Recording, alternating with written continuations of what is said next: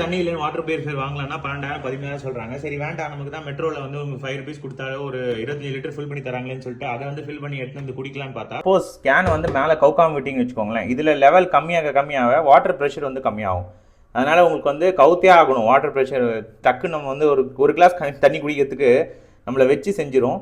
So அது வந்து எனக்கு வந்து டிஸ்டர்பன்ஸாக இருந்துச்சு. ஸோ அதனால தான் நான் வாட்டர் பியூரிஃபையர் வாங்கிடலான்னு நினச்சேன். பட் வேண்டாம், நெட்டில் வந்து சர்ச் பண்ணி பார்ப்போம் வேறு ஏதாவது இது சொல்யூஷன் இருக்கும் அப்படின்னு சொல்லிட்டு பார்க்கும்போது தான் இந்த வாட்டர் பம்ப் வந்து கண்ணில் பட்டுச்சு.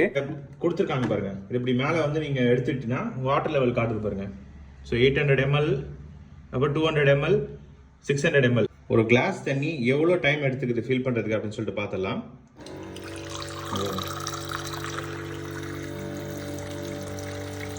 அவ்வளோதான், இவ்வளோ சடனாக போயிடுச்சு. செம்ம ஃபாஸ்ட்டாக இருக்குது.